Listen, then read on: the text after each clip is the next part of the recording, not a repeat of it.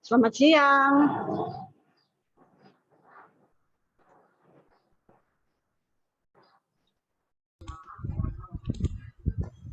Selamat siang, Ibu. Livi ya. Iya, tunggu bentar ya, Bu. Nanti Pak Welinya join. Iya, ya.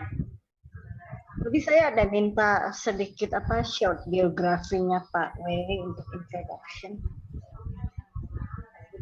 Gimana, Bu? Ada minta short introduction buat introducing Pak Weli. Tapi saya belum dapat. Oh gitu. Oke. Bentar Mungkin ya.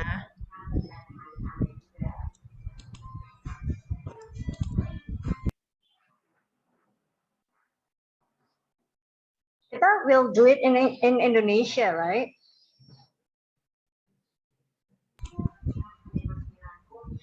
Kemarin infonya ke Pak Weli gimana, Bu? Iya, bahasa Indonesia sih walaupun questionsnya dalam bahasa Inggris, tapi Oke.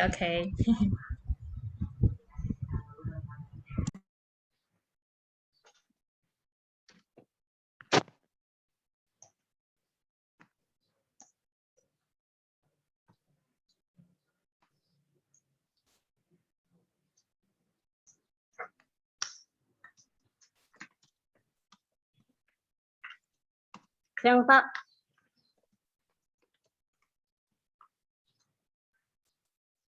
Ya Bu, saya Arif Bu. Oh, Mas Arif. Siang. Iya.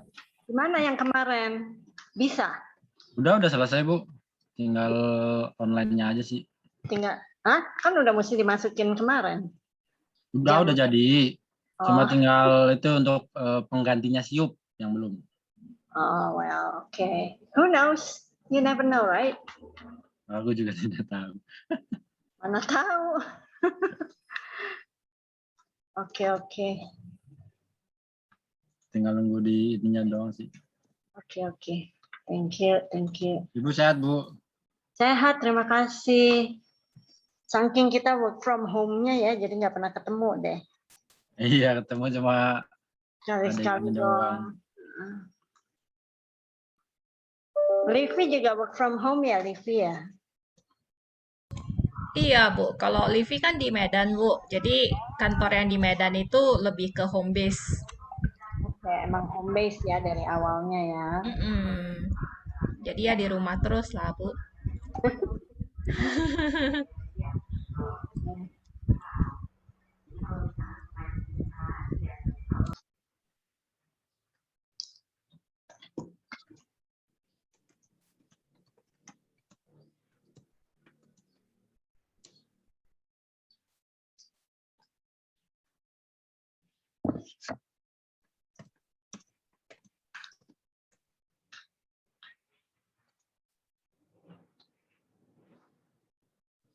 Aku tuh mau telepon Doni dulu bentar ya.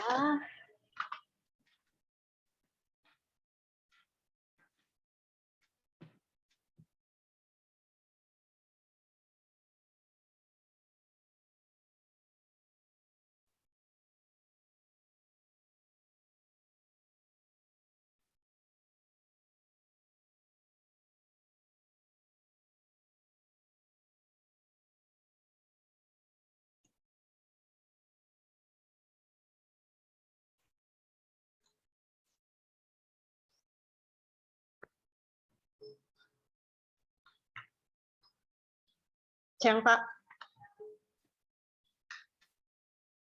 Siang, Bu.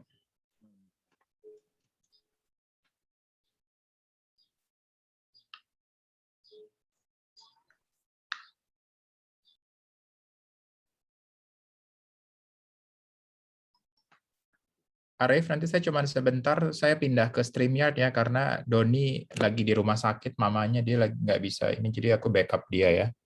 Oke Pak, siap. Kenapa mamanya Doni, Pak? Udah dari malu tembak ya? tembak batu ya, batu di kandung kemih gitu. Oh, oke.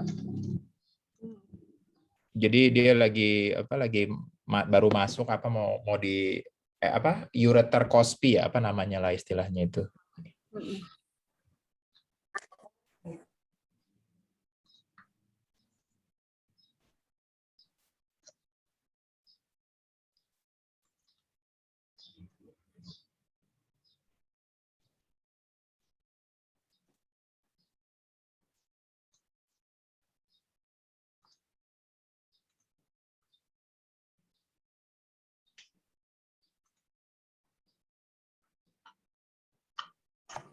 Hi, Ibu Lani. Halo Pak Willy. Hi, how are you? I'm good, thanks. How are you? Hi, can you see me and hear me okay? Yes, I can. Okay. All right. Let me Is just. my background okay or is it inverted? Yeah. Perfect. Oke, Pak. Okay, thank you, Livy. Bu Lani, have you met Livy sebelumnya? Just now. We just say hello just now. Sebelumnya belum pernah ketemu ya, Livi ya. Ya, jadi Baru Livy, hari ini, Bu. Memang Livy baru join per awal tahun ya, Liv ya? Yes, January. Awal tahun. And she's based in Medan, Ibu Lani. That's what she said. Yeah. Are you at the office or is that a screen? We've been working from home for quite some times ya. Okay, all right. Parahnya kalau work from home ya gitu, background sound-nya tuh nggak bisa 100% dikedap ya. Oh, well, it looks okay. Looks great. Well, at the moment, once ada motor lewat, ada pesawat lewat, saya kan tempatnya dekat pesawat. Udah deh nggak bisa Masuk ya suaranya ya? Semuanya masuk. Oh ya. Ini Zoom ada background noise-nya bisa diminimize sih, tapi mungkin masih masuk kali ya. Kalau suaranya keras banget. Harusnya sih bisa ya. Paling saya biasanya sih mute aja deh kalau misalnya lagi. Saya sih tutup segala macam. Kalau nggak salah ada di ini deh, di settingnya. Cuman kalau sudah masuk ini rasanya nggak bisa, settingannya harus nanti. Nah, anyway. Masih bisa sih Pak di setting yang audio settingnya, yang bagian mute. Oh bisa ya, soalnya kamu pakai PC kali ya. Sekarang soalnya saya pakai iPad. Ada features-nya yang nggak display soalnya. Audio setting ya. Audio setting. Ya itu mungkin Livy bisa share ke Ibu Lani. Malu gaptek. So the participants joining now or they gonna be admitted later, Ibu Lani? Later. Okay. 3:30. So we can still speak freely lah ya. Betul. Okay. So how are you? Sudah divaksin ya, Bu? Sudah, baru aja yang vaksin keduanya kemarin tanggal 9. Oh, apa? Sinovac atau AZ? AZ makanya ya? lama kan. Okay. Oh, well, good. Karena AZ agak susah ya, agak lama dapatnya. So I'm glad you got it already. 3 bulan kemudian kan yang kedua. Pak Welly udah? Sudah, tapi saya Sinovac, Bu. Jadi memang udah quite early, udah agak lama sih. Iya. Ya, nggak apa-apa lah, nanti tinggal booster lagi kalau udah bisa booster kan. Ya, nanti we'll see. So gimana Bu registrasinya untuk ini acaranya? Yang registrasi sih banyak ya, 200 sampai 300 ya. Itu normal ya? Biasanya juga segitu? Tergantung ininya, tergantung eventnya apa. Kalau bicara mengenai study in Australia, study in Canada, yang gitu iya cukup banyak. Apalagi bicara mengenai beasiswa itu juga cukup banyak. Tapi kalau bicara mengenai uni, kadang-kadang nggak sebanyak itu ya, nggak sebanyak itu biasanya. Ya. Kalau real number-nya nanti biasanya di bawah itu kan Bu? Ya, biasanya bisa 100-an sih, 150. That's good. Kurang lebih berarti 30% ya, 3/4 ya?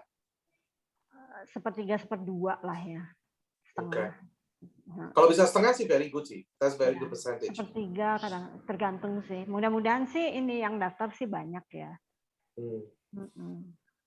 Oke. Gimana? Australia gimana Bu? Australia belum buka ya Bu ya? Australia ini parnoan sekali saya pikir ya. Kasusnya sedikit aja 5-6 gitu mereka lockdown untuk seminggu gitu. Aduh, jadi susah banget deh, nggak tahu kapan dia akan buka border ya. Sampai sekarang masih lockdown ya Bu? Yang di Sydney? Sydney masih, Melbourne on and off kan ya. kayaknya Melbourne udah selesai, tapi nanti kalau kasusnya naik lagi dia lockdown lagi gitu. Oke. Jadi ya apa namanya? Ya on and off jadinya ya. Jadi anak-anak Indo selama ini online terus ya berarti ya dari sini. Iya, anak Indo iya, betul. Online aja dari ini.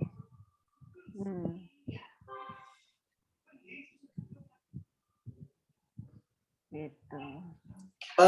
Ibu tadi sempat email saya untuk introduction, sudah saya email, udah terima ya Bu? Udah terima. Thank you Pak. Lupa saya minta kemarin tuh. Aduh. Ini banyak yang last minute student ya. Oke. Just let me know when to begin ya.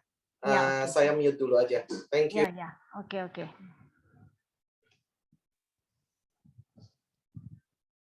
By the way, Pak Welly, itu ya, Bu. visa Kanada tuh susah-susah gampang ya? Sebenarnya visa Kanada gampang sih. Susah atau enggaknya tergantung case-nya kali ya. Kenapa, Bu?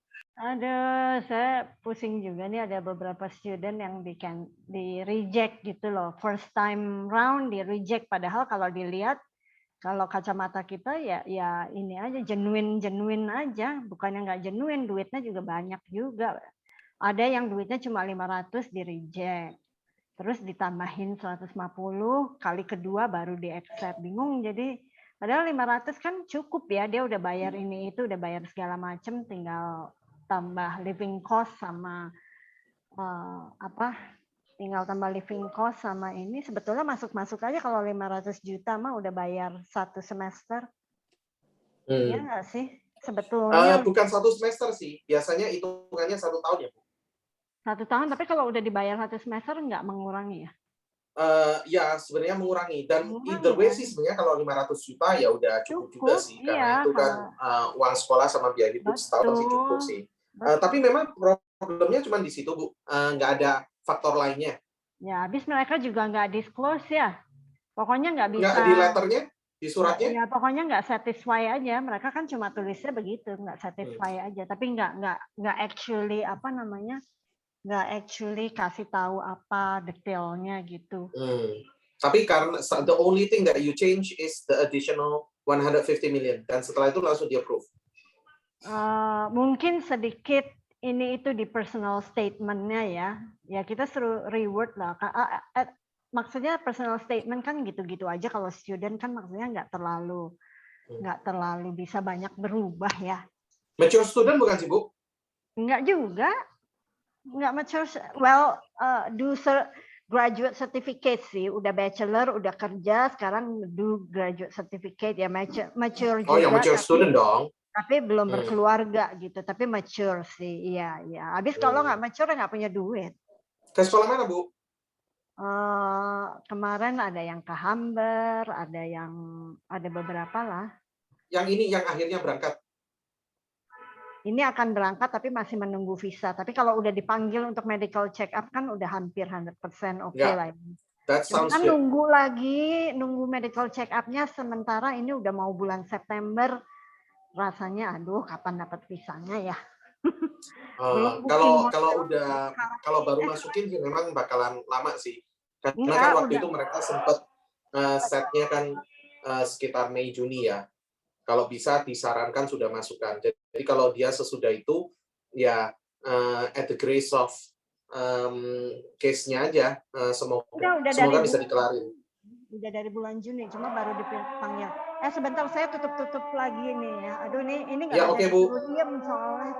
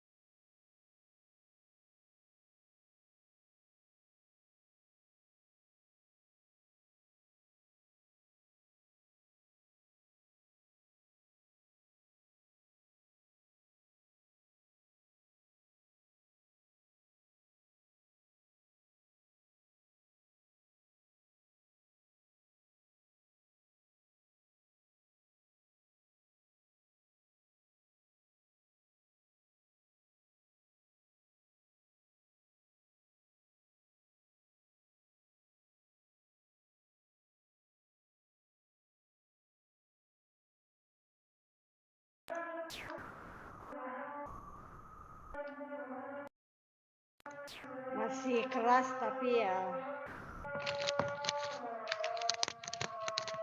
Nggak apa-apa Bu, paling sebentar lagi juga udah kelar. mudah-mudahan ya. Kita kan nggak ada video ya, dari Bapak nggak ada video ya. Nggak ada sih Bu. Ini by the way talk show-nya Inggris Indonesia Bu. Kemarin katanya mau bahasa Indonesia. Oke, Bahasa just to Indonesia be. aja, jadi student ngerti. Kadang-kadang student anak-anak ini suka nggak ngerti juga apa yang diomongin nggak sih?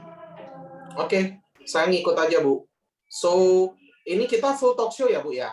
Jadi Ya, betul. dari Bulani dulu, nanti baru pertanyaan dari peserta ya. Iya, betul.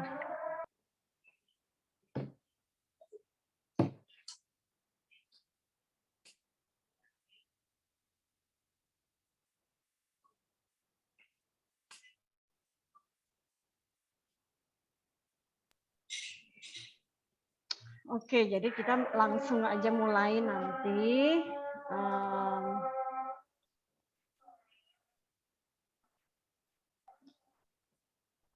Wow, lagi berisik banget nih. Nanti kalau Pak Welly ini saya mute myself ya Pak ya. Jadi nggak Ya, terlalu oke. background-nya nggak terlalu keras. Ini lumayan nih, bisa 15 menit kan nih. Ya, oke. Loh Bu, tapi tadi yang ceritanya yang ditolak semua akhirnya udah di ACC semua nggak? Atau ada yang masih tertolak? Lumayan sih, ada improvement lah, maksudnya ada yang 2 kali, terus di itu sih ada gitu. Kalau yang nggak genuine ya mungkin nggak ke approve ya, tapi otherwise di approve sih pada akhirnya. Cuma kan jadi buang waktu, ya kan, sayang gitu loh waktunya. Biasanya kalau ditolak tuh 2 minggu, 3 minggu ditolak, terus apply lagi langsung gitu kan, jadi makan waktu lagi. Masukinnya tuh di Juni juga, Juni apa Mei kemarin tuh, baru dapat baru periksa kesehatannya jadi 5 Agustus kemarin. Biasanya berapa minggu lagi tuh Pak dari itu? Bisa 2 minggu lagi kali ya dari medical check up. Memang nggak bisa digeneralisasi sih Bu, tapi umumnya berapa kali case kalau saya dengar dari ceritanya agen-agen yang kalau ada yang juga curhat dan sebagainya, rata-rata sih yang agak sedikit problematik ya memang yang mature student itu. Tapi biasanya concern terbesarnya sih di personal statement ya.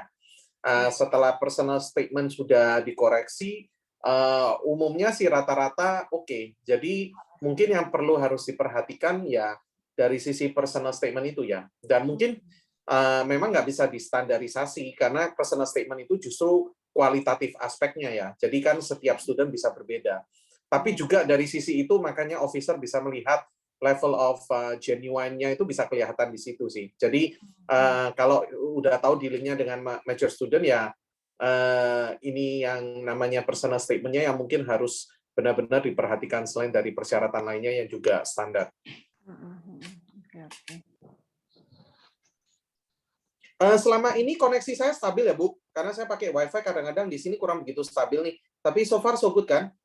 Nggak ada yang lag ya suara saya ya? Enggak sih, belum. Oke, good.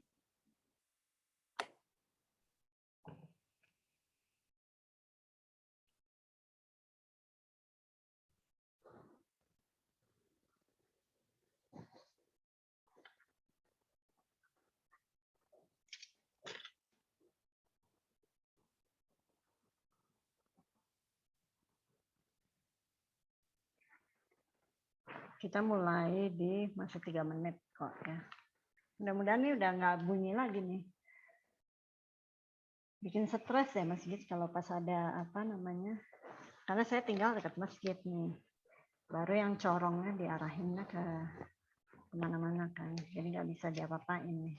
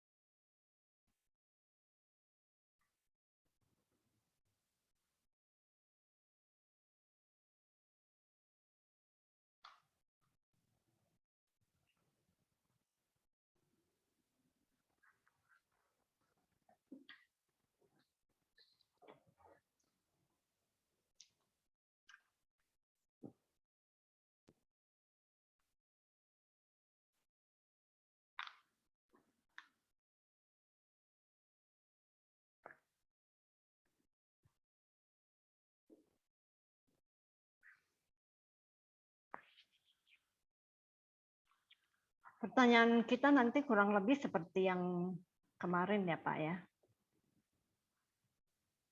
Ya Bulani, I've reviewed the questions. Seharusnya should be okay sih. Oke ya, mungkin ada sedikit pertanyaan dari audience nanti yang di luar itu, tapi should be okay lah ya. No worries.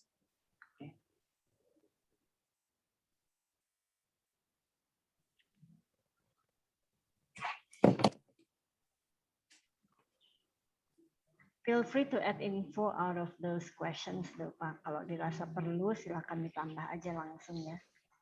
Ya, saya nggak ada PowerPoint, cuma nanti saya akan request dari tim saya, let's say kalau semua ada informasi-informasi yang sifatnya butuh guide-nya ke link atau apa, saya akan minta tim saya, ada Tika dan Livi yang join di sini, untuk bisa type in link-nya, termasuk kalau semua mereka ingin dapat update secara rutin dari kita juga ada email subscription, jadi nanti akan kita share di chat box ya Bulani.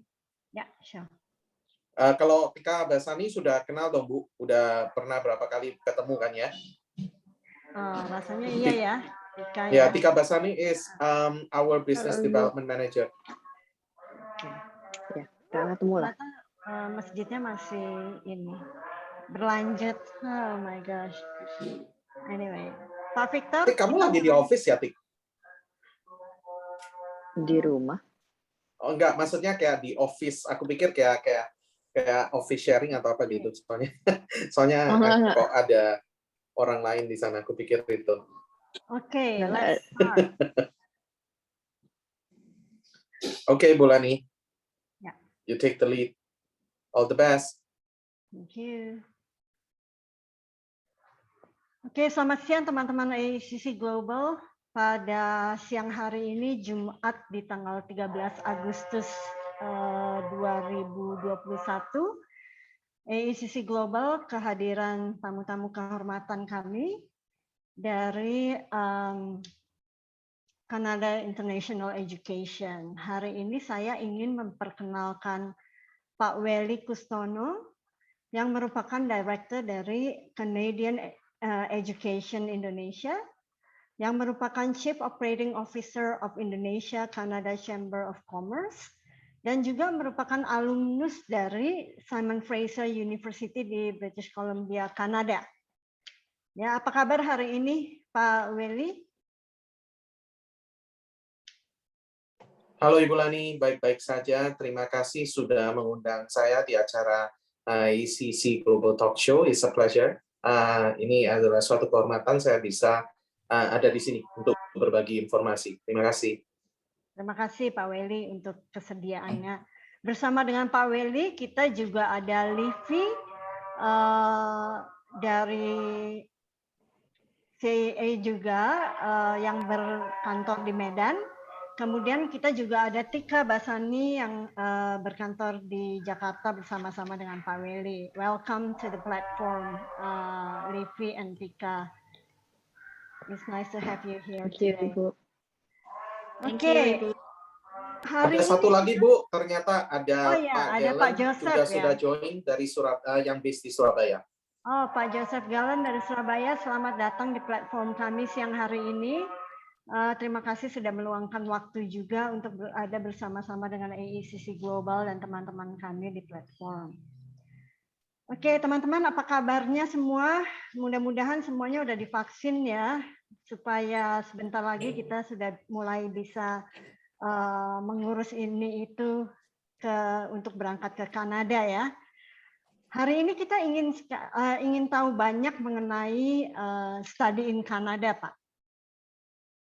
Mungkin untuk itu kita langsung aja mulai talk show ini dengan menanyakan beberapa pertanyaan ke Pak Welly. Kenapa kok belajar di Kanada? Apa bedanya dengan negara-negara lainnya? Silakan Pak, mulai dengan pertanyaan pertama itu. Oke, thank you Bulani. Itu pertanyaan yang penting obviously karena tentunya kalau kita bicara sekolah luar negeri dengan pilihan studi yang sangat beragam di luar sana, tentu banyak destinasi studi luar negeri yang sebenarnya baik dan cocok buat anak-anak Indonesia. Tetapi kenapa Kanada cukup menonjol, ada beberapa faktor. Tapi sebelum saya masuk ke sana, ada satu indikator yang saya ingin sampaikan kepada teman-teman semua yang mendengarkan talk show ini, yaitu bahwa Kanada ini sebenarnya termasuk dalam top destinasi studi luar negeri. Mungkin yang banyak anak-anak Indonesia dengar biasanya adalah US, UK, Australia, dan betul karena mereka semuanya juga bukan hanya di Indonesia tapi di dunia. Tetapi yang menarik adalah bahwa Kanada itu termasuk dalam top 4-nya. Jadi setelah 3 negara itu, maka yang berikutnya itu adalah Kanada. Tetapi dari semua negara yang ada ini, Kanada termasuk yang pertumbuhannya paling cepat, yang paling signifikan kalau kita bicaranya dalam 10 tahun terakhir khususnya. So, tentunya sekarang yang ingin ditanya tadi oleh Bu Lani adalah kenapa Kanada? Nah, kenapa Kanada mempunyai pertumbuhan yang sangat signifikan khususnya dalam 10 tahun terakhir ini? Tentunya banyak alasan, tapi kalau kita mau ringkas, karena waktu, ada 3 alasan utama. Yang pertama adalah kualitas kehidupan Kanada. Kualitas kehidupan Kanada sangat terkenal baik dalam segala aspek kehidupannya yang ada ya, khususnya yang utama yang sangat relevan dengan international student, itu seperti kesehatan, keamanan, diskriminasi, dan sebagainya yang tentunya itu menjadi suatu pertimbangan penting bagi student yang akan keluar negeri. Nah, Kanada dalam bertahun-tahun selalu mendapat ranking pertama untuk kualitas kehidupan. Bahkan ranking yang terakhir yang dikeluarkan oleh US News meletakkan Kanada sebagai negara nomor 1 secara overall, bukan hanya kualitas kehidupan saja, tapi secara overall. So that's a very good recognition untuk Kanada khususnya di tahun ini. Yang kedua adalah kualitas pendidikan. Kualitas pendidikan kita juga sangat baik, dan salah satu yang unik tentang pendidikan di Kanada adalah hampir sebagian besar institusi pendidikannya, baik universitas, politeknik, maupun college, rata-rata sebagian besar persentasenya adalah institusi pemerintah. So that's also another indicator yang penting, yang menunjukkan kualitas yang istilahnya cukup merata dan sangat baik. Nah, lantas yang ketiga, poin ini sangat-sangat penting dan banyak dicari oleh murid-murid internasional hari-hari ini adalah peluang kerja. Peluang kerja baik selama yang available di part-time, 20 jam per minggu. Lalu ada program-program kerja lainnya yang merupakan bagian dari program sekolah seperti co-op ataupun internship. Dan last but not least, setelah murid internasional selesai kuliah di Kanada, mereka juga punya kesempatan untuk bisa bekerja di Kanada setelah lulus sampai 3 tahun. Nah, ini tentunya adalah kesempatan yang luar biasa bagi para student, bukan hanya punya wawasan dan pengalaman studi di luar negeri, tetapi juga bekerja secara profesional di luar negeri. Nah, itu kurang lebih yang ditawarkan di Kanada. Kualitas kehidupan, kualitas pendidikan, dan peluang kerja. Oke, terima kasih Pak Welly. Saya bertanya-tanya sedikit nih, teman-teman kalau misalnya memang ada pertanyaan selama Pak Welly menjelaskan, silahkan loh teman-teman chat di Q&A box aja. Nanti bisa kita langsung bahas sambil talk show ini berjalan ya. Tapi tadi saya ingin bicara mengenai nomor 2, kualitas pendidikan, karena Pak Welly sempat menyebutkan institusi pemerintah. Memang kalau institusinya private, kenapa Pak? Mungkin itu aja pertanyaan yang saya ingin ajukan. Thank you. Nah, itu pertanyaan yang singkat tapi tajam itu. Emangnya kenapa kalau yang swasta? Sama sekali tidak ada masalah, Bu Lani. So that's good. Dalam arti bahwa sekolah swasta pun mereka juga punya kualitas yang baik. Tetapi mungkin yang tadi sempat saya sampaikan poinnya adalah seringkali kalau swasta itu standarisasi bisa saja agak berbeda-beda ya, antara sekolah swasta yang satu dengan swasta yang lain, kurikulumnya juga mungkin bisa berbeda. Nah, salah satu kelebihannya kalau sekolah pemerintah ya pasti mereka mengacu, walaupun sebenarnya yang swasta pun juga harus mengacu karena tidak bisa berdiri sendiri tanpa ada regulasi sama sekali. Tetapi maksud saya, institusi pemerintah itu pertama mereka memang punya standarisasi karena ada Kementerian Pendidikan yang membawainya. Bahkan di Kanada sangat unik bahwa Kementerian Pendidikan itu bukan di tingkat nasional tapi di tingkat provinsi. Jadi setiap provinsinya pun mereka mempunyai kementerian yang membawai. So again, another great thing tentang sistem pendidikan yang ada di Kanada. Namun yang kedua, yang kenapa kok kita bicara institusi pemerintah? Karena berarti mereka terima funding dari pemerintah. So that's also important. Karena apalagi kalau kita bicaranya studi S1, S2, atau bahkan S3 yang membutuhkan banyak research and development, pasti perlu funding, baik dari pemerintah maupun dari swasta. Nah, itu yang menjadi komitmen pemerintah Kanada. Karena itu makanya negara Kanada termasuk salah satu negara yang alokasi anggaran pendidikannya itu salah satu yang terbesar. So that's another great thing.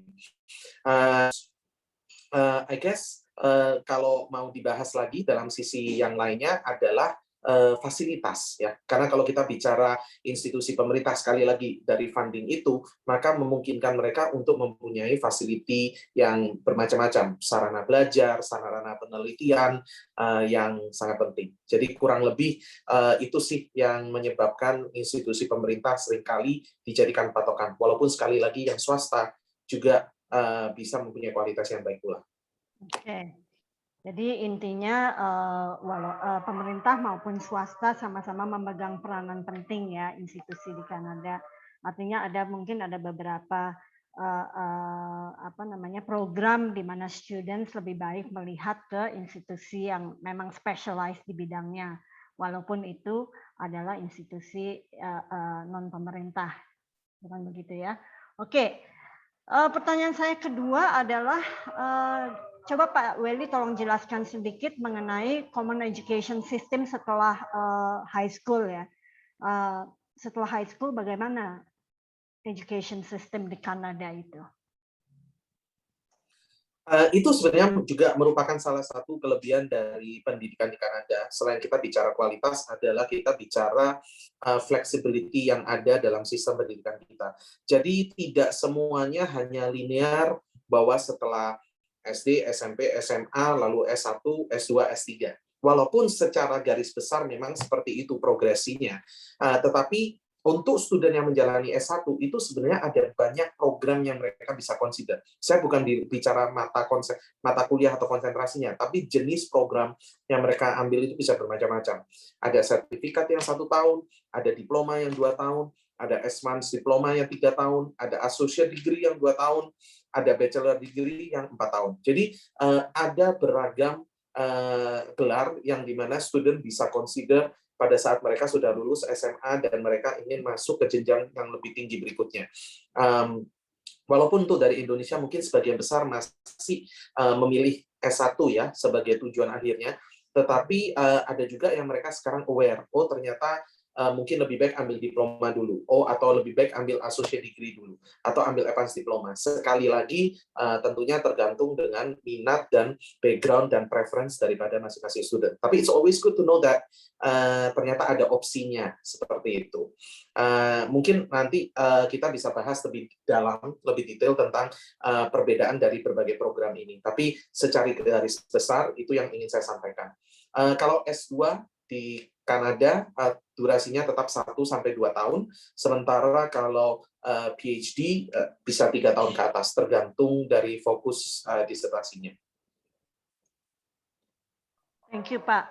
Kemudian berikutnya saya juga sering dengar tuh di Kanada tuh nggak semuanya berbahasa Inggris ya. Ada juga bagian atau provinsi tertentu yang berbahasa Prancis seperti di Quebec kalau nggak salah ya. Nah, kalau di daerah itu apabila student memilih untuk belajar di daerah situ berarti memang harus menguasai bahasa Prancis ya, nggak bisa dengan bahasa Inggris. Gimana itu ininya Pak Willy? Jadi betul Bu, yang tadi disampaikan bahwa Kanada memang bilingual country, jadi ada Inggris dan Prancis, tetapi memang sebagian besar penduduknya masih menggunakan bahasa Inggris. So English is the majority, the language used by many in Canada. Tetapi memang ada daerah tertentu seperti contohnya Ibu Lani bilang tadi, contohnya Province of Quebec. Lantas kalau student yang ingin bersekolah di sana, apakah berarti harus berbahasa Prancis?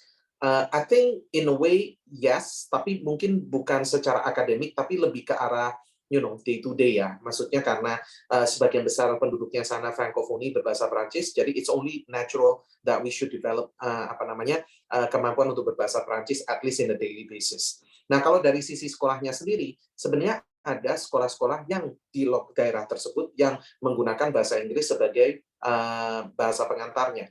Tetapi sekali lagi, seperti yang saya bilang, walaupun secara akademik dimungkinkan menggunakan bahasa Inggris, tetapi saya rasa dalam kesehariannya kalau mereka bakal tinggal di sana, ya sebaiknya at least they need to have certain proficiency untuk bisa berbahasa Perancis.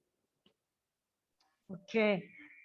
Berikutnya Pak, mengenai trennya, tadi Pak Willy sempat sebutkan bahwa Kanada ini merupakan salah satu negara yang pertumbuhan international students-nya paling signifikan ya. Nah, trennya untuk international student untuk Southeast Asia atau kalau misalnya untuk Indonesian student itu bagaimana Pak? Dalam arti tadi juga Pak Willy bicara mengenai ada sekolah, ada student yang ke college, ambil sertifikat, ambil diploma, ambil degree juga, UG, OPG. Nah, trennya sebenarnya untuk international students ya Pak, itu bagaimana? Khususnya untuk Indonesian students. Mungkin Pak Willy ada sedikit data-data yang bisa di-share mengenai apakah Indonesian student itu kebanyakan ambilnya college atau diploma atau S1 atau S2? Kalau fact yang pertama adalah bahwa dari murid Indonesia, sebagian besar majority yang sekolah di Kanada masih untuk level pendidikan post-secondary atau S1. Ya. Jadi jumlah murid yang bersekolah undergraduate di Kanada lebih banyak daripada yang graduate. Tapi ini sebenarnya bukan hanya dari Indonesia saja, tapi secara skala internasional dari semua negara yang murid-murid internasionalnya bersekolah di Kanada, itu trennya seperti itu. Jadi undergraduate post-secondary education, persentase international student population-nya lebih besar. Lantas yang kedua, kalau kita bicara undergraduate saja atau S1, memang untuk Indonesia masih degree oriented, jadi masih banyak yang berminatnya untuk master degree ataupun bachelor degree ya. Jadi bachelor degree untuk yang lulus SMA, master degree untuk yang lulus S1. Tetapi kita juga melihat adanya tren, emerging trend, khususnya di level yang mature student ya, jadi yang sudah selesai S1, di samping mereka ambil master, mereka sekarang juga melihat postgraduate certificate atau postgraduate diploma, yang dimana diperuntukkan bagi mereka-mereka yang sudah lulus S1, tetapi ingin mengambil suatu bidang baru yang mereka tidak pelajari waktu di S1-nya. Karena kalau master degree kadang-kadang ada keharusan mereka harus punya background atau setidaknya jurusan S1-nya harus sama, sehingga memungkinkan mereka untuk bisa langsung diterima di S2-nya. Sementara kalau postgraduate certificate diploma, ini tidak ada keharusan itu, tetapi studinya harus kebanyakan lulusan S1. Biasanya ini cocok buat mereka yang ingin berubah banting setir jurusan, atau mungkin S1-nya dulu lebih hanya karena untuk memenuhi keinginan orang tua, atau mungkin juga salah jurusan dan sebagainya, lalu mereka ingin upgrade, tetapi nggak siap untuk balik lagi S1 atau ambil master. Jadi akhirnya mereka ambil postgraduate certificate atau diploma. Atau juga bisa mereka yang susah cari pekerjaan, karena di bidang tertentu pada saat mengambil kuliah waktu itu kesannya ini prospek nih, tetapi ternyata setelah lulus ada challenge yang sangat besar. Atau mungkin contohnya seperti COVID-19 pandemi ini, yang sangat ada, istilahnya ada banyak industri yang akhirnya harus collapse karena something yang totally different dengan pandemi ini. Nah, kadang-kadang orang akan mengambil graduate certificate diploma ini untuk mengupgrade ilmunya dia dalam waktu yang singkat, untuk akhirnya membuat dia siap kerja atau mencari karir yang baru. Biasanya program ini berdurasi 1 sampai 2 tahun. Seperti itu. Tapi ini bukan master degree ya, bukan S2. Nah, kalau untuk yang anak-anak lulusan SMA tidak ada terlalu tren yang besar yang beralih karena mereka paham ya, S1 at the end of the day masih very important ya. Cuman cara mengambilnya. Jadi tidak hanya semua sekarang harus langsung directly to university from high school, tetapi ada juga yang mereka mau ke college dulu. Either untuk ambil university transfer program, baru setelah itu dari college transfer ke uni, atau ada juga yang mengambil program diploma atau associate. karena setelah itu mereka mungkin mau bekerja dulu atau mengambil pengalaman dulu baru kuliah lagi. Tapi persentase ini saya lihat masih tidak terlalu banyak karena sebagian besar masih lebih prefernya 4 tahun itu harus diselesaikan dulu lah untuk dapetin degree-nya at least. Jadi either mereka langsung masuk ke university atau mereka ke college ambil university transfer terus mereka transfer back again to university. Kurang lebih seperti itu, Bulani. Thanks, Pak. Nah, kalau misalnya seperti yang Bapak bilang tadi ada tren di mana student sudah mulai, even yang S1 ya, mulai dengan diploma ataupun associate degree. Katakanlah mereka ambil 2 tahun diploma.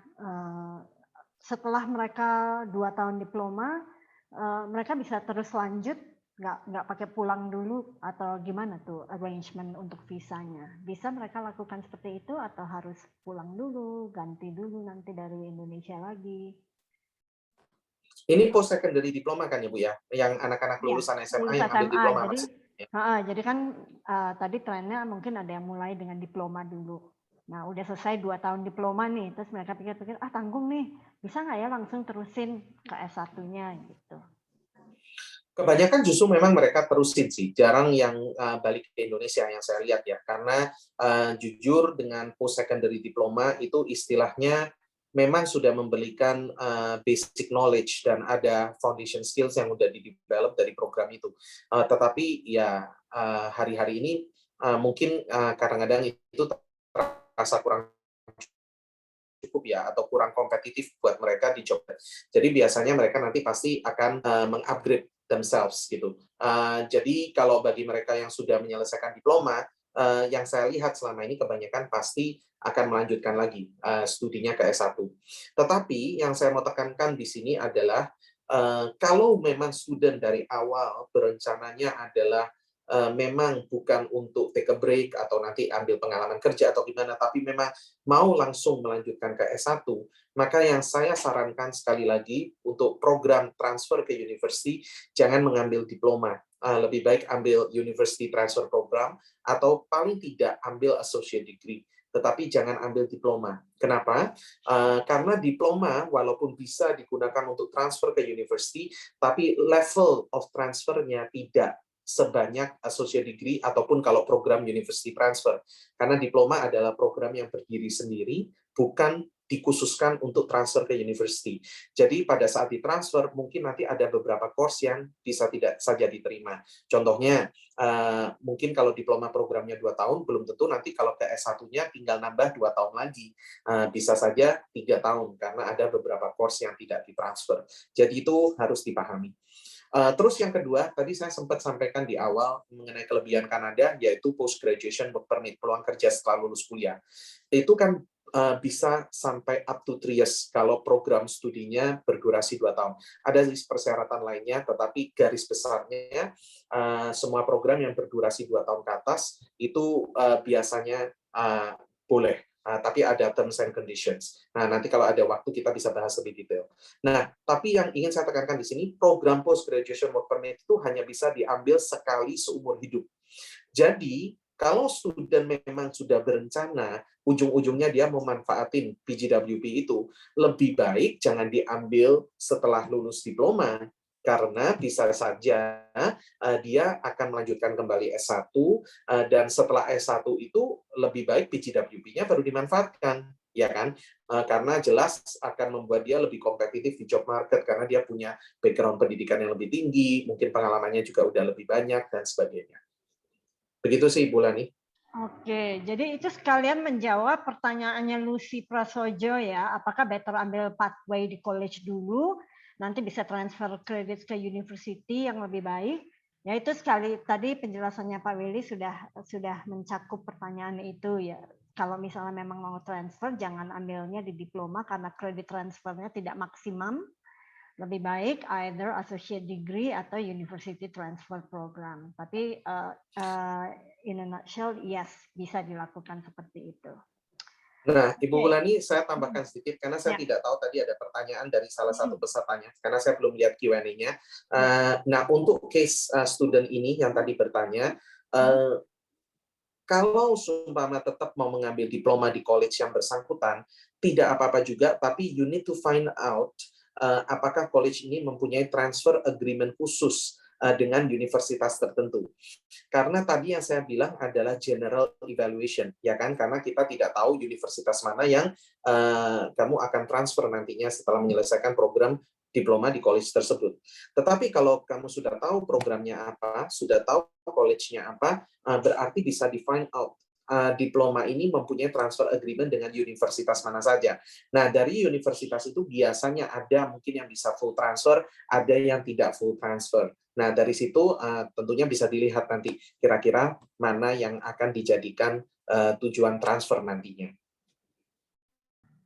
Oke, Lucy Prasojo udah lebih jelas ya. Oke, next Pak Willy, nanti kita akan bahas lagi sambil jalan, kita akan bahas pertanyaan-pertanyaan lainnya. Oke, berikutnya adalah kalau misalnya student sudah punya master degree ya, apakah PhD program merupakan the only option untuk student tersebut? Kalau misalnya dia mau ambil master degree lagi, apakah ada kendala bagi student tersebut? Sama sekali tidak, Bu. Jadi malah menurut saya personally ya, PhD itu mungkin lebih optional ya, karena kecuali kalau student itu memang punya niatan untuk thesis atau dissertation dalam bidang tertentu, atau kalau memang dia mau research on a certain subject, ya PhD is the way. Tetapi menurut saya biasanya yang lebih relevan itu adalah skill yang perlu di-upgrade ya. Jadi justru yang tadi saya bilang, cukup banyak orang yang akhirnya either memilih master yang lain atau ambil postgraduate certificate atau diploma. Nah, mungkin pandangannya langsung, loh kok downgrade ya kesannya, karena kan sudah master tuh, ngapain ambil lagi postgraduate certificate atau diploma. Nah, sekali lagi poinnya adalah bidang apa yang mau diambil kan. Kalau seumpama bidangnya sama, ya kesannya downgrade. Tetapi kalau yang diambil adalah bidang yang berbeda tapi bisa mengkomplement, nah itu tentunya beda. Contoh, saya ambil yang paling simpel. Mungkin ada banyak student teknik ya, yang karena teknik research biasanya mereka pasti akan pursue sampai master in engineering contohnya. Tetapi mungkin mereka juga paham kalau mereka ingin progresi naik dalam organisasi secara hierarki. Mereka tahu mereka butuh management aspects, mereka butuh business skills, mereka butuh management skills. Nah, daripada ngambil MBA, which they can always do, tapi biasanya yang cost-nya sangat tinggi dan juga punya persyaratan macam-macam, mereka bisa consider ambil graduate certificate atau diploma yang contohnya nanti fokusnya di international business atau mungkin project management atau supply chain dan on and on, listnya banyak sekali. Nah, itu bisa mereka gunakan untuk bisa belajar dalam waktu yang relatif singkat, hanya setahun, dengan cost yang biasanya lebih murah, dan mereka juga sudah dapat skill-nya yang untuk mencukupi. Jadi intinya mereka nggak harus keluar biaya yang besar lagi untuk ambil master program lagi dengan durasi yang lebih lama. Seperti itu. Oke, bicara mengenai itu Pak tadi graduate certificate, graduate diploma, dan juga master degree ya. Dan of course peluang bekerja setelah lulus dari program yang diambil. Bagaimana dengan kompetisi mendapatkan pekerjaan bagi mereka yang lulusan graduate certificate diploma dengan yang master gitu, khususnya di Kanada ini, khususnya dalam memenuhi PGWP-nya itu ya, postgraduate working permit-nya itu. Apakah mudah? That's actually a great question. Kalau untuk memenuhi PGWP sih sebenarnya tidak ada masalah, karena PGWP itu tidak diberikan berdasarkan jenis program yang diambil, atau bahkan even bidang studi yang diambil. Saya tahu di negara-negara yang lain juga menawarkan semacam seperti PGWP ini, jadi bisa bekerja setelah lulus kuliah. Tapi seringkali mereka mempunyai banyak limitations. Jadi contohnya ada yang harus STEM, Science, Technology, Engineering, Math, atau hanya bisa yang untuk program master, kalau untuk durasi yang lebih panjang dan sebagainya. Tapi kalau di Kanada lebih simple and straightforward. Jadi kita nggak menentukan programnya harus apa, bidang studinya harus apa, jadi lebih dilihat ke durasinya dan sekolahnya. Jadi public institution atau kalau yang private, nah ini yang tadi saya bilang term and condition-nya apa. Kalau private harus degree. Tetapi kalau public institution nggak harus degree, nggak apa-apa, asalkan durasinya 2 tahun ke atas, maka bisa mendapatkan post graduation work permit sampai 3 tahun. Nah, tapi tadi Ibu Lani juga ada pertanyaan yang bagus, yaitu dari sisi job market-nya sendiri gimana, ya kan? Jadi karena PGWP itu hanya izin kerja, bukan actually get the job. You still need to compete, masih harus masukkan resume, ada resiko ditolak, masih harus interview, ada resiko ditolak, dan sebagainya. Tapi bagaimana, inti pertanyaannya kan sebenarnya, are you good enough in the job market, kan? Hanya dengan mengambil postgraduate certificate atau diploma. Untuk itu jawaban saya bicara statistik deh. Jadi postgraduate certificate diploma itu biasanya banyak ditawarkan di college atau politeknik dibanding university. Kalau university lebih banyak master sama PhD. Rata-rata persentase lulusan dari college atau politeknik 90% ke atas itu biasanya dalam waktu 6 bulan mereka sudah mendapatkan pekerjaan. Kenapa bisa begitu? Karena program postgraduate certificate diploma itu bukan program research, bukan higher learning. Ini adalah program practical, hands-on. Jadi skill oriented sesuai dengan kebutuhan yang ada di job market. Nah, karena itu biasanya relevansinya atau transisi knowledge-nya juga lebih tinggi, yang memungkinkan student itu lebih mudah di-hire. Istilahnya seperti itu. Nah, tapi apakah postgraduate certificate diploma secara status lebih tinggi daripada master? Ya, tentu tidak, karena master degree it is a higher program, seperti itu. Tapi kadang-kadang yang banyak dicari student adalah yang actually bisa membuka pintu, membuat mereka untuk bisa masuk ke job market itu. Bukan langsung otomatis ambil master degree, karena belum tentu master degree yang mereka ambil itu nanti practical enough untuk buat mereka bisa mencari pekerjaan yang sesuai. Dengan kata lain, mereka cukup compatible ya, mereka cukup bisa bersaing di job marketnya. Oh, great, good to know, Pak. Kemudian, what about internship di Kanada pada saat mereka belajar? Apakah itu suatu hal yang umum di universitas mungkin umum? What about di program kayak diploma, graduate certificate, graduate diploma itu? Kalau internship cukup umum ya, jadi hampir semua program mau di university maupun di college, justru malah mungkin lebih banyak di college atau politeknik ya biasanya internship, karena sekali lagi itu part of practical learning kan, jadi mereka supaya bisa punya hands-on experience in the real industry, in a real company, walaupun hanya short term saja. Jadi internship itu biasanya cukup banyak ditawarkan. Nah, yang saya mau tambahkan justru di sini adalah program co-op yang mungkin lebih nggak available kalau programnya singkat, tapi cukup banyak available untuk program yang diambil mereka yang programnya berdurasi 2 tahun ke atas ya. Jadi bahkan sampai S1 itu biasanya co-op-nya banyak. Kebetulan Kanada is one of the country with the biggest co-op model. Jadi mungkin pertanyaannya adalah sebenarnya apakah itu co-op? Jadi co-op itu juga mirip kayak internship, bedanya adalah bahwa kalau internship biasanya cuma diambil sekali selama program, kalau co-op itu bisa diambil berulang-ulang. Itu sebabnya kenapa co-op biasanya lebih ada di program yang berdurasi lebih panjang, karena bukan hanya sekali diambilnya, tapi beberapa term throughout the entire program. Nah, co-op sendiri sebenarnya adalah program sekolah, jadi tetap ada penilaian, sama seperti magang. You can fail the internship, you can fail the co-op if you don't perform well, kalau nggak melakukan tugas-tugasnya, assignment responsibility-nya dengan baik. Dan yang kedua, biasanya bidangnya harus sama dengan bidang studi, karena kan it's part of the practical learning tadi. Dan yang ketiga, kalau internship atau magang biasanya nggak dibayar, tetapi kalau co-op dibayar competitively according to the job market. Jadi itu biasanya juga menjadi nilai plus buat international student. Jadi karena selama ini kan pembayangannya saya baru bisa bekerja part-time kalau sekolahnya full-time.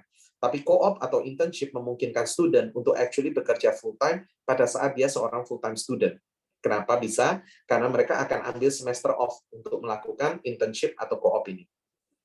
Oke, great. Berarti ada yang dibayar, ada yang tidak ya. Kalau co-op mungkin dibayar, kalau internship mungkin tidak dibayar. Itu biasanya pertanyaan yang sangat disukai oleh student untuk mengetahui jawabannya.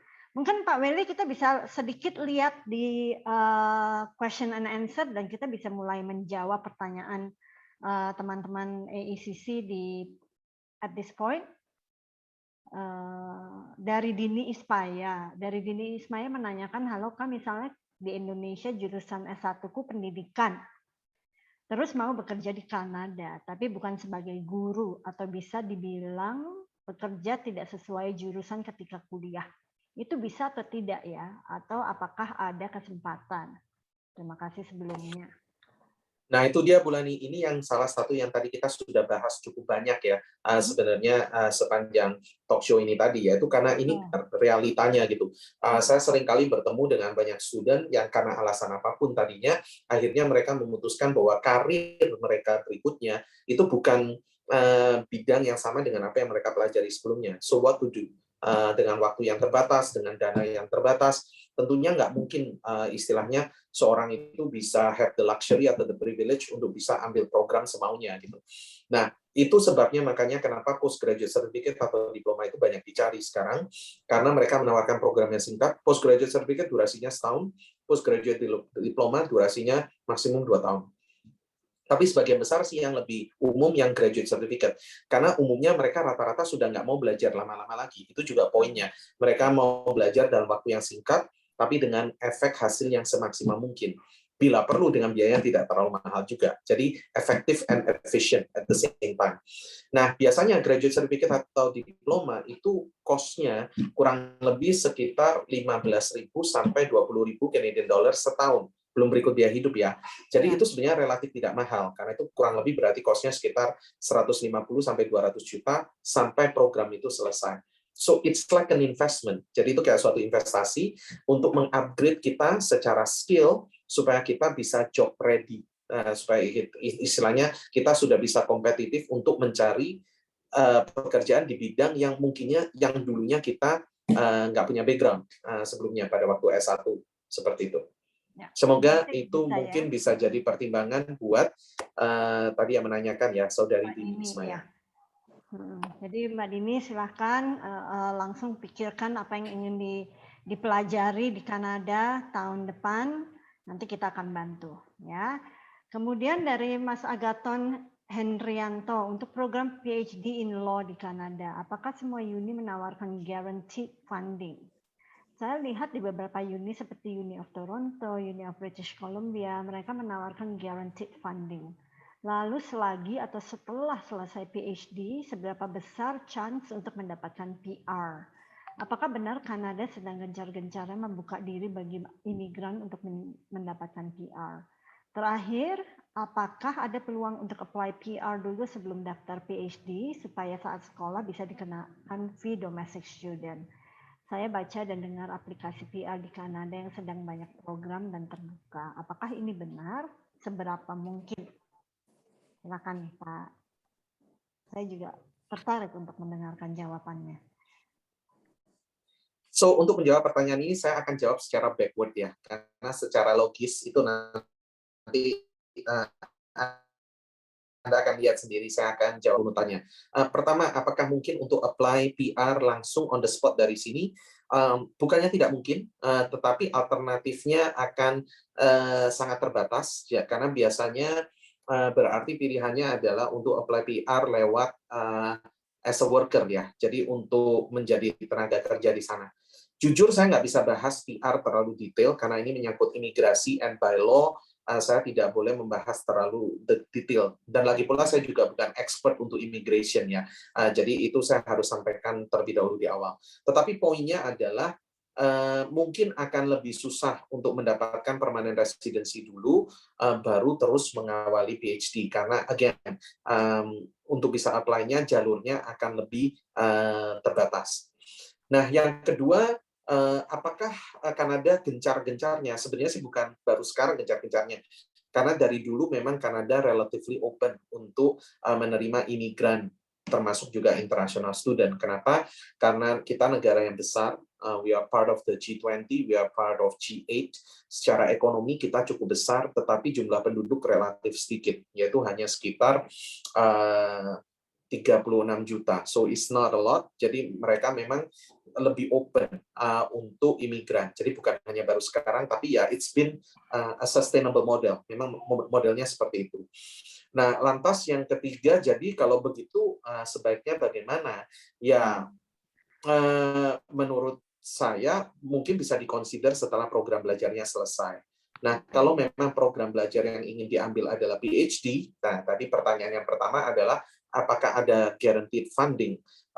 Tidak semua universitas pasti memberikan guaranteed funding, tetapi biasanya pasti ada some sort of funding. Kenapa? Karena program PhD itu durasinya cukup lama. Walaupun sebenarnya tidak terlalu mahal, tetapi karena berdurasi cukup lama, ditambah dengan biaya hidup dan sebagainya, pastilah butuh funding. Nah, funding itu bisa diperoleh either dari sekolah, atau bisa dari pemerintah, dan kalau kita bicara pemerintah, bisa pemerintah Kanada, juga bisa pemerintah Indonesia, dan atau juga bisa dengan yaitu lewat program part-time, karena kan bisa bekerja 20 jam per minggu untuk sebagai tambahan biaya.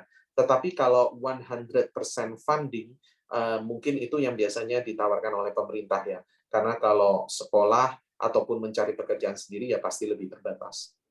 Begitu kurang lebih Bu Lani. Oke, terima Semoga kasih. bisa membantu untuk Saudara Agaton. Ya. Dan tentunya mungkin perlu diperhatikan juga guaranteed funding ini kan terbatas ya Pak ya. Maksudnya terbatas dalam arti dibandingkan dengan yang melamar guaranteed funding ini. Jadi sangat kompetitif sekali.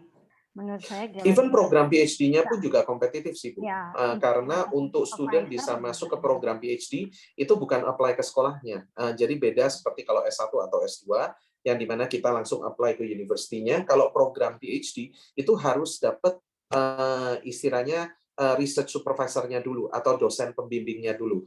Jadi mereka harus ketemukan dulu dosen pembimbing yang sudah willing untuk to become the research supervisor, baru mereka bisa mengajukan aplikasi ke PhD-nya. Jadi itu sebenarnya challenge yang paling besar untuk PhD student, yang dimana mereka harus menemukan faculty yang mau jadi research supervisor untuk bidang yang mereka mau teliti.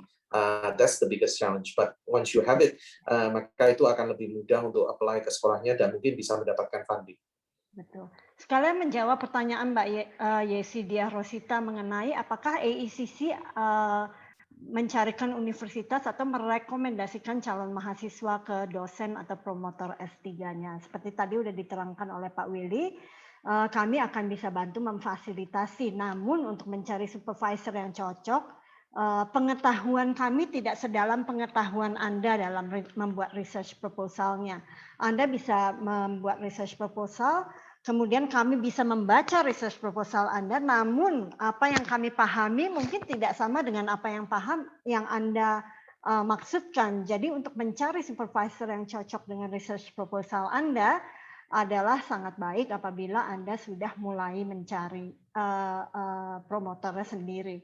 Namun untuk menjawab pertanyaan Anda, kami bisa memfasilitasi ya, kami bisa memberikan website-nya, kami bisa mencoba untuk mencarikan biografi dari para calon pembimbingnya agar Anda yang pasti lebih tahu apakah program yang akan Anda researchkan masuk nggak dengan expertise mereka.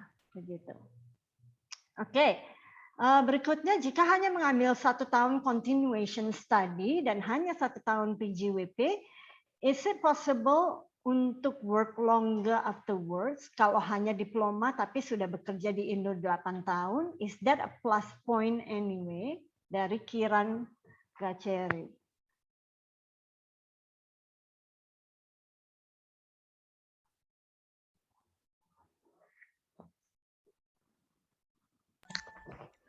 Pak Welly. Pak Welly kok hilang ya You're suara? still mute, Pak. Yes, thank you very much. I just realized my mic is still muted. Oke, maaf untuk Saudara Kiran, saya ulangi jawabannya. Jadi seperti yang tadi sudah saya sampaikan bahwa dapat atau tidak PGWP bukan dilihat dari contohnya sudah punya berapa tahun pengalaman kerja atau program yang diambil jenis programnya apa atau bidang studinya apa, tetapi lebih dilihat tadi yang saya bilang dari durasi belajarnya atau durasi programnya dan diambil di sekolah public atau private dan programnya itu diploma atau degree. Nah, itu yang menjadikan patokan. Jadi sekali lagi pengalaman kerja di Indonesia berapa tahun itu mungkin tidak akan membantu dalam sisi menentukan durasi lamanya PGWP. Tetapi ada pertanyaan tadi yang satunya yang menanyakan, let's say kalau cuma program belajarnya setahun kan dapatnya PGWP-nya cuma setahun. Lantas bagaimana caranya supaya bisa bekerja lebih lama? Nah, program PGWP sendiri kan tidak bisa diambil lagi karena hanya once a time dan tidak bisa diperpanjang. Jadi satu-satunya kemungkinan yang saya lihat adalah actually ada dua kemungkinan. Yang pertama adalah mungkin kalau performa kerjanya bagus, bisa saja dimungkinkan untuk perusahaannya mau menjadi sponsor supaya istilahnya selanjutnya diperpanjang dengan izin kerja biasa, jadi regular work permit. Jadi nggak pakai lagi post graduation work permit, tapi pakai work permit yang memungkinkan Anda untuk bisa terus bekerja di Kanada selama company masih mau menjadi sponsor. Nah, saran saya kalau memang hal itu dimungkinkan, maka langkah berikutnya adalah apply permanent resident kalau memang rencananya mau tinggal lebih lama di sana. Karena kalau tidak, ya status berapa lama Anda bisa tinggal akan hanya selalu tergantung dari berapa lama perusahaan mau terus menjadi sponsor dan permit itu bisa terus diperpanjang. Kurang lebih seperti itu. Oke, sementara kita pending dulu pertanyaannya ya. Yang berikutnya nanti kita akan bahas lagi. Tapi saya juga ingin tanya nih Pak, kan kalau di Kanada itu ada istilah Designated Learning Institute. Nah mungkin Pak Welly bisa sedikit jelaskan kepada kami dan para audiens apa sih itu DLI itu dan kenapa harus ada DLI itu? Oke, DLI adalah Designated Institution. Jadi itu adalah suatu kode yang dikeluarkan oleh pemerintah Kanada dan hanya institusi pendidikan Kanada yang memiliki DLI yang nantinya bisa untuk diuruskan study permit. Jadi kalau institusi itu tidak punya DLI, ya otomatis tidak ada kemungkinan untuk bisa berangkat ke Kanada dan menghadiri sekolah tersebut karena studi permitnya pasti tidak akan keluar. Jadi mungkin boleh dibilang itu semacam filter awal ya. Setidaknya kalau kita ingin melihat bahwa ini sekolah beneran atau tidak nih, ataukah ini institusinya bona fide atau enggak. Nah, salah satunya yang kita bisa lihat dari apakah institusi ini mempunyai DLI code atau tidak. Saya sarankan mungkin saya bisa minta tolong tim saya salah satu untuk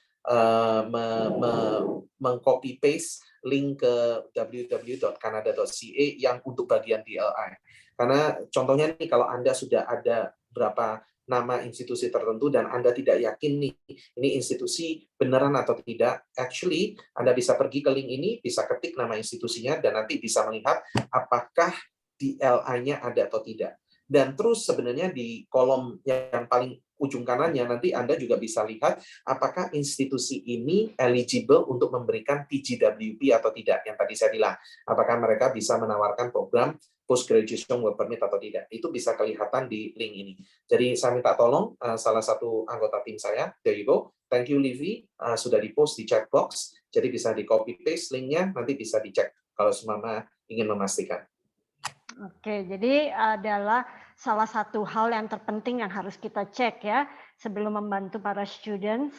Jadi para students nggak usah khawatir, nanti kita akan bantu untuk cek apakah institusi tersebut, program tersebut termasuk dalam listnya DLI atau tidak. Jadi kita tidak salah langkah. Oke. Kemudian tadi ada lagi pertanyaan mengenai sudah dibahas ya, apakah PGWP bisa dilakukan repeatedly. Tapi tadi Pak Welly juga sudah sangat jelas sekali menerangkan bahwa PGWP itu hanya bisa 1 kali seumur hidup.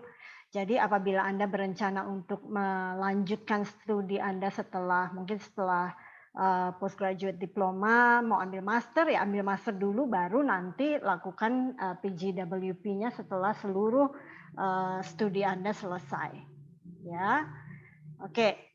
Berikutnya kita lanjutkan sedikit pertanyaan dari Alfi. Ya, Alfi Amirah Putri Effendi. Selamat sore Pak dan Bu, saya ingin bertanya tentang bagaimanakah peluang studi master atau PhD maupun residensi spesialis ya, dan bagaimanakah kesempatan bekerja di Kanada bagi tenaga kesehatan seperti dokter, nurse dan yang lainnya. Apakah ada requirements tertentu atau tidak? Oke, untuk Alfi, mungkin tantangan terbesar adalah untuk mengecek apakah institusi yang ingin di-apply menerima murid internasional. Karena untuk bidang medis kesehatan, ya medis lebih tepatnya untuk dokter dan perawat, itu ada beberapa atau cukup banyak institusi yang tidak menerima murid internasional. Kalau nursing masih lumayan, ada beberapa yang masih menerima. Tapi kalau dokter atau in any stream itu malah lebih kompetitif, walaupun masih ada. Jadi itu menurut saya mungkin tantangan yang paling besar.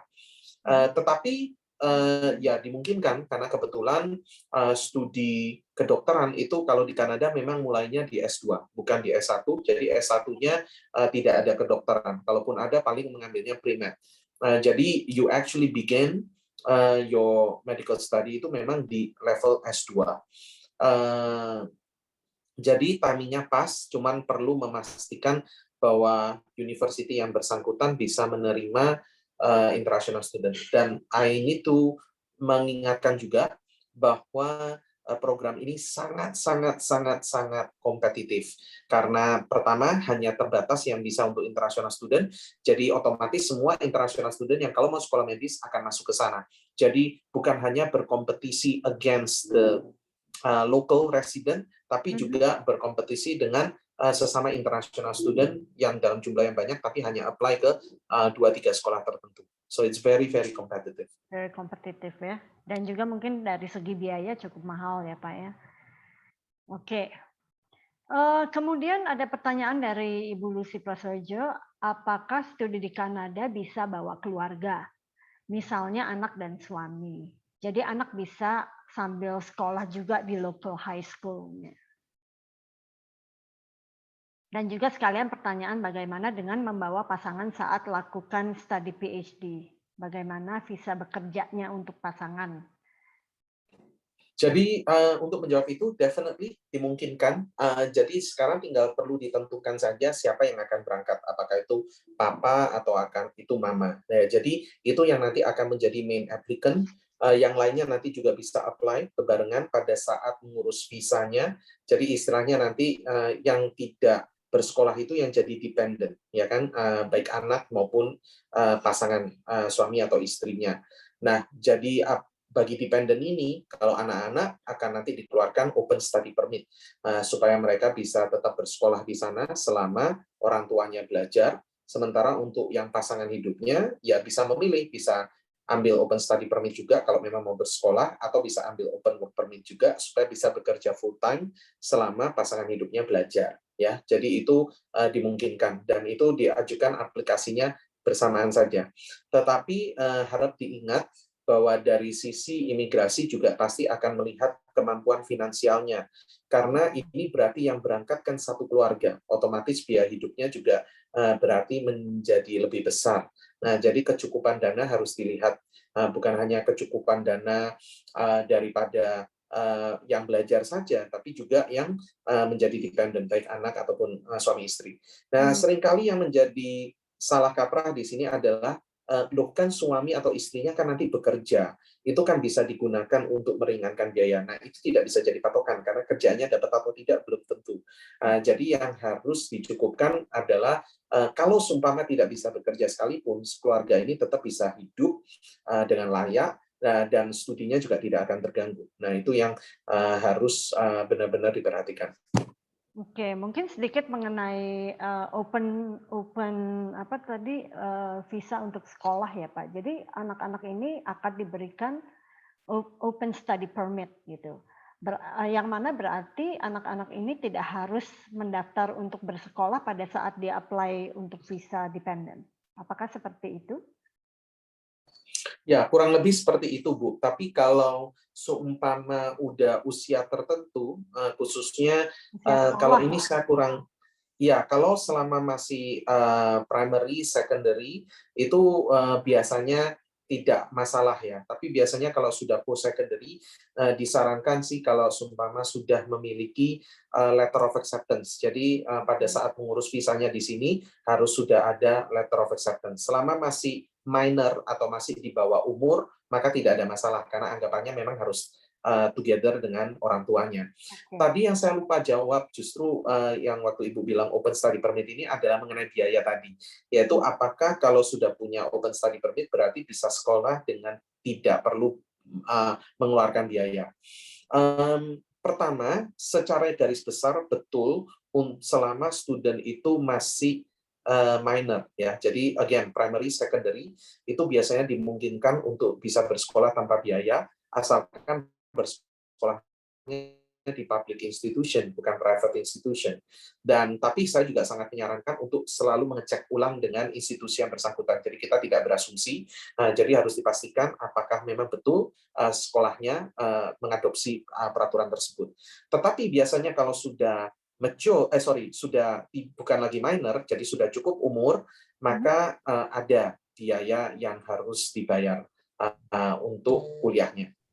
Oke.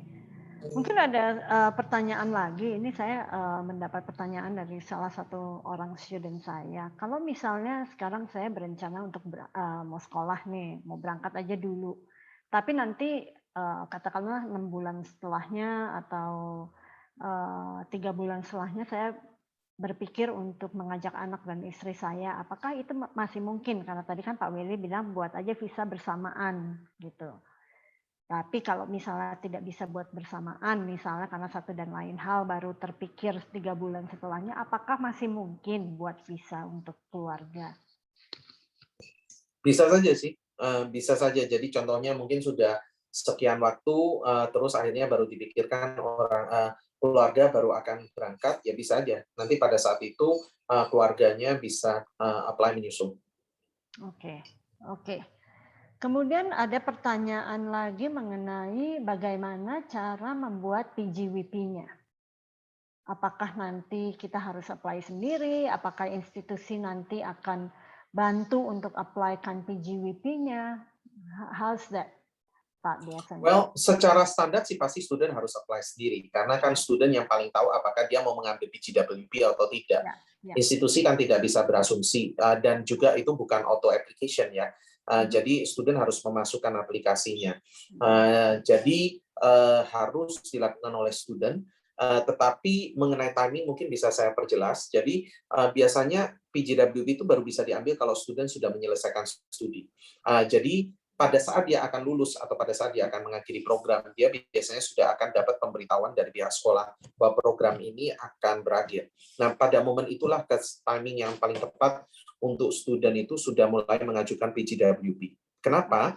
Karena student selama bersekolah di Kanada, dia akan menggunakan study permit atau permit untuk belajar. Nah, permit untuk belajar itu ada batasan waktunya, dan biasanya pada saat program berakhir, biasanya dalam waktu 3-6 bulan, permitnya juga berakhir. Jadi, kalau student tidak mengapply post graduation work permit tepat waktu, dan contohnya nih, for some reason, dia nggak berhasil mendapatkan permit itu, maka ya dia harus meninggalkan Kanada karena dia tidak boleh terus tinggal di sana dalam kondisi status tidak jelas. Jadi kita biasanya sarankan supaya PGWP itu dijalankan pada saat itu, supaya pada saat nanti study permitnya dia expired, dia seharusnya sudah jelas, sudah tahu jawabannya bahwa dia akan memperoleh PGWP atau tidak, sehingga dia tidak perlu meninggalkan Kanada dan dia bisa tetap melanjutkan kerjanya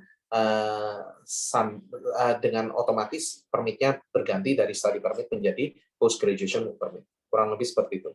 Oke, kemudian ada pertanyaan lagi, apakah untuk apply for the PGWP itu perlu bantuan lawyer atau sebetulnya itu adalah satu hal yang umum yang nggak usah kita spend too much money untuk bayar lawyer untuk bantu apply PGWP?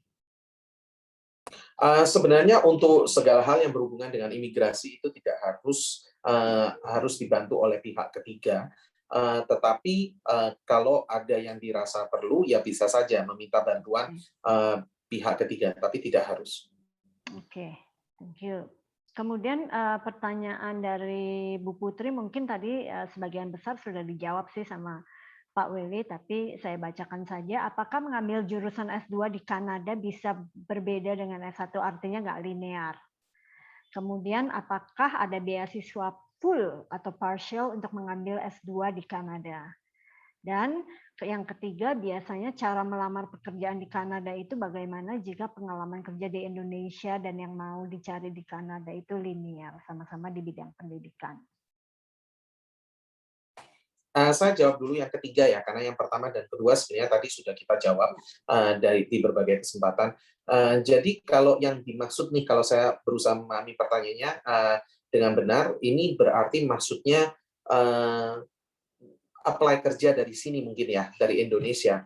Menurut saya mungkin itu akan sangat susah sejujurnya, karena satu, tidak ada legalitas hukumnya, jadi harus punya visa kerja. Tetapi baru bisa punya visa kerja kalau punya sponsor. Jadi kalau punya sponsor harus ada perusahaan yang mau hire. Jadi kecuali ada perusahaan nih yang ceritanya di Kanada harus hire expat dari luar karena tidak bisa meng-hire local Canadian-nya sendiri, ya mungkin. Dan kalau Anda termasuk salah satu kandidat yang beruntung itu, ya bisa lewat jalur itu. Tapi menurut saya mungkin itu akan sangat susah ya. Jadi menurut saya yang lebih dimungkinkan adalah mungkin bisa mengupgrade diri sendiri lewat kuliah dulu, apakah ambil master atau postgraduate certificate atau postgraduate diploma, baru setelah itu otomatis kan ada PGWP yang bisa dipakai untuk bekerja, dan setelah itu kalau mau dilanjutkan dengan sponsor dari perusahaan lain yang mungkin mau kerja, mungkin lebih mudah karena setidaknya secara resume CV Anda juga sudah ada background experience dengan bekerja di Kanada, Anda sudah lebih paham sektor industrinya, jadi kompetitornya, playernya, stakeholdernya siapa, jadi akan lebih memudahkan untuk mencari pekerjaan pada saat itu. Dan secara legalitas hukumnya juga udah clear, karena sudah ada post-graduation work permit, atau nantinya menggunakan work permit disponsori oleh perusahaan, ataupun ya mungkin sudah meng-apply sendiri sebagai seorang PR pada saat itu. Oke. Kemudian kalau tren Indonesian students yang belajar di Kanada itu kebanyakan di daerah mana ya Pak Willy? Saya dengar kan Kanada tuh dingin banget ya. Gimana tuh mereka bisa cope dengan winter? Nggak tahu deh sampai minus berapa. Ada nggak state yang mereka pilih yang favorite for Indonesian students ya, or maybe Southeast Asian students kalau mau lebih besar cakupannya? Nah, pertama kalau yang ini saya harus koreksi sedikit saja. Jadi memang Kanada bisa saja dingin, tapi kita masih punya 4 musim ya. Jadi kita masih ada musim panas, musim semi, musim gugur, dan memang kita ada musim dingin. Dan betul, musim dingin kita bisa relatif dingin, tergantung lokasi kita di mana. Dan saya menggunakan kata relatif di sini karena memang tergantung dari masing-masing individunya. Dan juga provinsinya kebetulan juga ada provinsi yang dimana secara iklim relatif mild. Contohnya mungkin Anda nggak percaya kalau saya bilang bahwa di Kanada itu ada loh provinsi yang dimana kalau dipukul rata suhu temperaturnya sepanjang tahun itu tidak sampai di bawah 0. Ada, contohnya British Columbia. Padahal provinsi ini punya musim dingin juga dan bisa suhunya di bawah 0. Tetapi dipukul rata sepanjang tahun, on average, tidak di bawah 0. So, istilahnya iklimnya tidak terlalu fluktuatif dan relatif mild. Nah, itu British Columbia bisa. Tapi untuk menjawab pertanyaan Ibu Lani tadi, provinsi mana sih yang populer? Memang kebetulan British Columbia salah satunya, karena secara iklim juga lebih mild, lebih mudah dihadapi oleh seperti orang-orang Indonesia dari tropis. Jadi memang British Columbia lumayan populer. Lalu satu provinsi lagi yang juga populer, Ontario. Nah, Ontario itu memang karena boleh dibilang pusatnya Kanada ya, karena ibu kota Kanada Ottawa di sana, kota terbesar komersialnya Toronto juga ada di sana, pilihan universitas paling banyak juga di Ontario, jadi itu memang juga menjadi salah satu destinasi yang populer. Dan boleh dibilang memang dua provinsi ini adalah gerbang internasionalnya masuk ke Kanada. Jadi komunitas internasionalnya paling banyak juga di provinsi ini, diaspora Indonesia juga paling banyak ada di sini, makanya itu juga konjen Indonesia, selain kedutaannya yang ada di Ottawa, konjennya sendiri pun juga ada di Toronto dan ada di Vancouver. Which is Toronto itu kota di Ontario, Vancouver kota di British Columbia. Oke, terima kasih Pak Welly. Waduh, waktu kita ini udah sangat berjalan dengan cepat ya. Tapi saya masih ada 1-2 pertanyaan aja Pak Welly. Dan teman-teman mungkin sudah tidak ada pertanyaan lain. Kalau misalnya memang masih ada 1-2 pertanyaan, kita masih layani ya, Pak Willy masih bisa kan diam di platform kami sebentar. Tadi Pak Willy bilang Ontario, Toronto ya merupakan gerbang masuknya ke Kanada dan merupakan favorite cities mungkin atau province untuk international students khususnya Indonesian dan Southeast Asia. Nah, di Kanada ini kan banyak sekali universitas, banyak sekali colleges yang bisa kita pilih ya. Nah, kalau di kalau kita lihat di TV-TV gitu ya, di village di daerah sana, kota-kota kecil di daerah sana kayaknya nggak kayak kota-kota kecil di Indonesia ya, di mana transportasi gampang, kemana-mana gampang gitu. Nah, gimana tuh Pak mengenai transportasi tapi bukan yang di kota besar, yang di kota-kota yang lebih kecil karena campus colleges ini kan tersebar di mana-mana.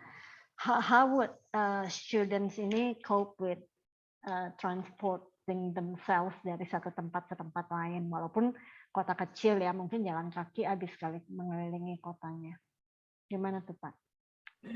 Nah, Ibu, sebenarnya infrastruktur ataupun transportasi kan termasuk dari infrastruktur ya. Dan itu sebenarnya merupakan salah satu indikator kualitas kehidupan kota-kota yang ada di Kanada. Jadi sebenarnya transportasi umum di Kanada itu relatif sangat terjangkau. Bukan hanya secara skop geografisnya, tetapi juga biayanya. Bahkan biasanya murid-murid internasional itu karena mereka bersekolah di sana, mereka biasanya dapat rate khusus untuk bisa menggunakan fasilitas transportasi publik. Dan itu bukan hanya bis saja, bisa termasuk kereta cepat, bisa termasuk kereta bawah tanah dan sebagainya.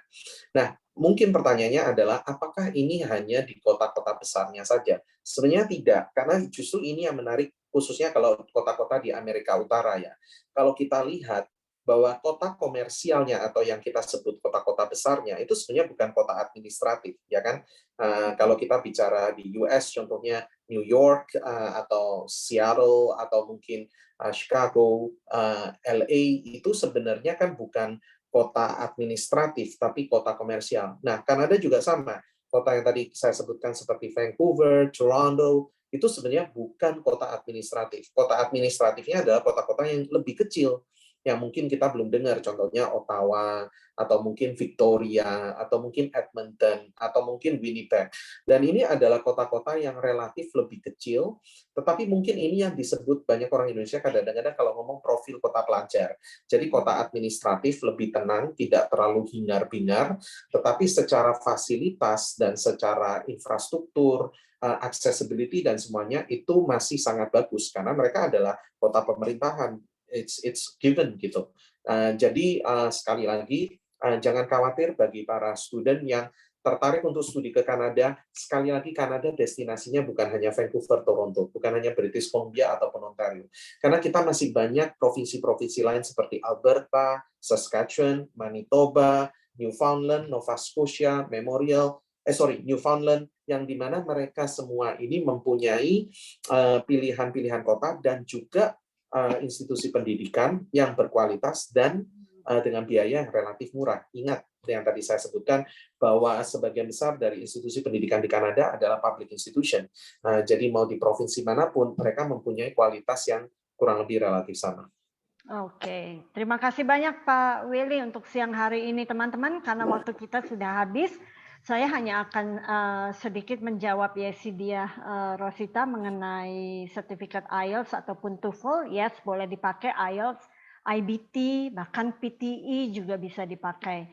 Jika boleh minimumnya berapa tergantung dari universitas yang bersangkutan, tapi untuk S1 rata-rata 6 atau 6,5 with no band less than 6,0. Untuk college bisa 6,0 with no band less than 5.5 in average ya. Untuk S2 6,5 with no band less than 6,0 itu in average for IELTS yang mana bisa dikonversikan ke IBT maupun PTE. Oke, terima kasih banyak Pak Willy dan timnya pada siang hari ini sudah berbagi bersama dengan AECC Global dan teman-teman kami di platform mengenai Study in Canada. What's next teman-teman? Berikutnya Anda hanya tinggal menghubungi AECC Global, di mana nanti AECC Global akan membantu Anda melalui 5 langkah singkat, sangat singkat, yaitu memberikan Anda informasi mengenai atau konsultasi mengenai program maupun mengenai institusi yang dapat Anda tuju. Kemudian kami juga akan bantu Anda untuk memasukkan aplikasinya ke institusi yang dituju melalui portal yang kami miliki bersama institutions tersebut. Kemudian kami juga akan bantu arahkan Anda bagaimana accept the offer. Dan kami tentunya akan membantu Anda membuatkan visa, yang mana merupakan hal yang paling sulit didapat mungkin dalam proses belajar mengajar ini ya. Proses aplikasi untuk belajar ke Kanada ini. Dan kami juga akan bantu Anda untuk melakukan pre-departure service, yaitu mencari akomodasi, kemudian bagaimana pada saat Anda tiba pertama kali di Kanada, apa yang harus dilakukan, itu nanti kami akan bantu juga. Dan jangan lupa kami juga punya promo-promo tertentu ya. Memang di 2021 ini sudah tidak banyak lagi, tapi check our promos in 2022. Oke. Akhir kata dari kami, jangan tunda keinginan belajar Anda di luar negeri walaupun dalam masa pandemi seperti ini. Bahkan dalam masa pandemi seperti ini Anda harus consider untuk belajar lebih lanjut karena mungkin banyak kegiatan yang terhenti pada saat ini ya. Oke, sebelum kita berpisah, sekali lagi saya ingin mengucapkan banyak terima kasih untuk Pak Willy dan tim sudah bersedia hadir pada siang hari ini. Apabila masih ada pertanyaan teman-teman, silahkan hubungi kami. Kalau misalnya kami tidak bisa menjawab, pasti akan kami tanya ke Pak Willy lagi. Alright. Ya, Ibu Lani. Mungkin saya tambahkan sedikit info saja bagi para peserta sebelum meninggalkan acara ini. Sekali lagi saya mengucapkan terima kasih kepada Ibu Lani dan tim dari AECC Global atas kesempatannya. Dan saya ingin menyampaikan kepada para peserta apabila Anda berminat untuk studi ke Kanada. Kanada termasuk salah satu negara yang boleh dibilang dalam penanganan COVID-19 kali ini bisa menangani dengan sangat maksimal. Baru-baru ini ada artikel yang baru saya baca di mana Kanada ada di peringkat pertama sebagai negara dengan populasi yang di mana dosis vaksinasinya sudah mencapai sangat tinggi. Dosis pertama kalau ada yang bilang kalau nggak salah 90%, saya nggak tahu itu apakah benar, tapi memang sudah paling tinggi di dunia. Kalau dosis keduanya tentunya di bawah itu, tetapi juga relatif tinggi. Jadi COVID-19 handling kita sangat maksimal. Oleh karena itu border kita tetap dibuka untuk murid internasional. Jadi jangan pernah khawatir, studi tidak berhenti. Walaupun memang selama ini mungkin dilakukan secara online, tetapi banyak sekolah di Kanada sudah mulai akan membuka kelas tatap muka per bulan September ini. Jadi apabila Anda berencana untuk studi di tahun ke depan, saya cukup optimis asalkan pandemi ini ditangani global secara cukup baik, maka kita akan bisa kembali to actual physical classes soon. Nah, saya sangat menyarankan pertanyaan-pertanyaan selanjutnya bisa menghubungi tim yang ada di AECC. Namun apabila Anda ingin mendapatkan update lebih update tentang informasi pendidikan Kanada ke depannya, Anda juga bisa mengikuti subscription kami. Saya minta tolong tim mungkin untuk bisa mengetik secara cepat linknya di chat box sehingga bisa di copy paste oleh peserta talk show dan nantinya bisa tinggal register dan nanti Anda akan masuk dalam mailing list kita. Saya rasa itu saja dari kami. Terima kasih banyak sekali lagi Ibu Lani untuk waktu dan kesempatannya. Terima kasih teman AECC yang sudah hadir di platform kita siang hari ini. Sampai bertemu di acara kami berikutnya. Selamat sore.